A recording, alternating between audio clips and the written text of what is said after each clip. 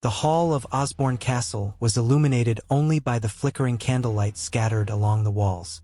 The aging sovereign rested in her velvet armchair, surrounded by portraits of a time that was slowly fading. Her wrinkled hands held a small gold locket, within which lay the miniature of a familiar face. Albert, her beloved Albert. Even after so many decades, the pain of loss still burned in her chest.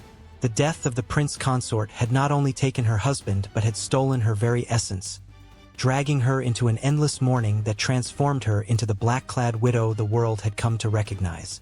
But there was something else that weighed upon her. Throughout her life, she had witnessed the rise of an unprecedented empire, a dominion that stretched across a quarter of the planet. She had been celebrated, adored, and, at times, deeply criticized. Now, as she felt her journey nearing its end, only one question echoed in her mind. Would she be remembered as the mother of a great nation or as the architect of countless tragedies? Victoria's story is not a fairy tale. Despite the pomp and splendor that marked her life, the reality of her reign was filled with challenges, crises, and decisions that shaped the modern world, for better or worse. Her journey began modestly, with no one imagining that the shy and isolated girl would one day rule a colossal empire. After all, Victoria was not just a queen. She was the symbol of an entire era. The rain drummed softly against the windows of Kensington Palace as a wide-eyed child curiously observed the outside world through the misted glass. Alexandrina Victoria was born on May 24, 1819, without the weight of the crown upon her shoulders.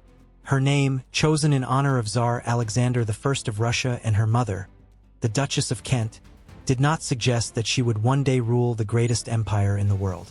In fact, in the line of succession, she held a modest position, an insignificant child within the vast political landscape of Britain.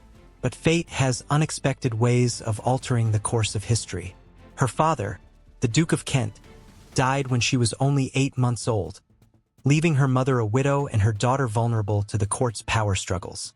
Isolated from the rest of the royal family, Victoria grew up under the strict supervision of her mother and the ambitious John Conroy, who imposed the so-called Kensington system upon her.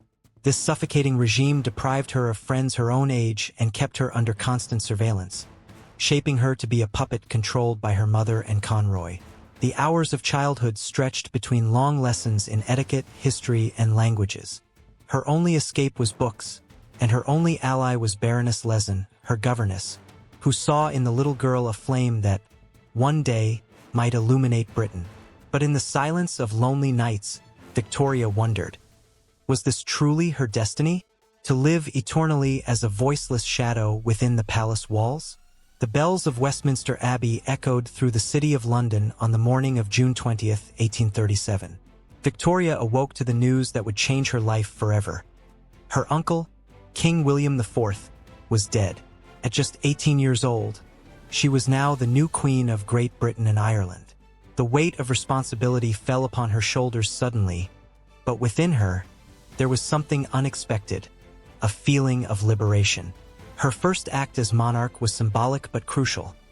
She demanded that her mother and John Conroy withdraw from her public and private life. For the first time, she was the master of her own destiny. The court watched in surprise as the young queen distanced herself from the fragile figure everyone had expected. Victoria wanted to rule, and her first great ally was Lord Melbourne, the Prime Minister and her political mentor. But the newly acquired power brought challenges. Soon, scandals such as the case of Lady Flora Hastings and the bedchamber crisis tested her authority and popularity. The eyes of the kingdom were upon her, waiting for her downfall.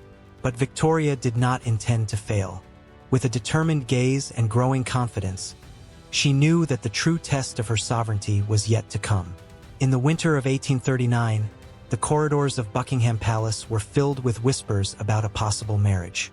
At 20 years old, Victoria was the most powerful woman in the empire, but the weight of the crown made her loneliness even more evident. Politics and society expected her to marry, consolidating her position as queen and securing the continuity of the royal lineage. But Victoria wanted more than an arranged marriage. She wanted a partner, someone she could trust. The early years of marriage were marked by profound changes in government and British society. Albert brought with him a progressive vision, encouraging education, science, and social reform. Under his influence, Victoria began to take a less impulsive role in politics, listening to her husband's advice on diplomatic and administrative matters. Meanwhile, the United Kingdom was entering a new era. The streets of London were filled with the roar of steam engines, locomotives cut through the green fields of England, and the progress of the Industrial Revolution drove population growth. The world was changing, and the monarchy needed to keep up. It was during this period that the British Empire reached its peak. The Crimean War solidified British military power, while colonies in India, Africa, and the Pacific expanded the Crown's influence. But not everything was victory. The Indian Rebellion of 1857 revealed the brutality of imperial rule and left deep scars. As the empire grew, Victoria's popularity fluctuated. Many saw her as the mother of the nation, while others criticized her for allowing herself to be influenced by Albert. But one thing was certain: the Victorian world was being built, and the Queen was becoming the face of an era that would be forever marked in history. The winter of 1861 brought a darkness that Victoria could never have foreseen. Albert, her beloved Albert, began to fall ill. At first, they thought it was just a cold, something temporary. But as the days passed, his health deteriorated rapidly. The fever persisted, fatigue consumed his body, and not even the best doctors at court could halt the progression of the disease. On December 14th, in Windsor, Albert took his last breath. Victoria held his hand until the end, unable to accept reality. Her prince, her strength, her advisor was gone. The impact was devastating. The Queen sank into such profound mourning that, for a time, many questioned whether she would ever rule with the same strength again. She dressed in black for the rest of her life, refused to appear in public, and withdrew to her residences, far from the court and the crowds. Her absence drew severe criticism. The people needed a monarch, but Victoria no longer saw herself as a queen, only as a widow with no reason to go on. Time passed, but Victoria never fully recovered from the loss of Albert. Still, her reign continued, and her influence expanded in an unexpected way, through the marriages of her children. The Queen had 9 children, and each one was carefully positioned within Europe's monarchies. Princesses became queens of Prussia, Russia, and Spain. Princes married heiresses of powerful dynasties.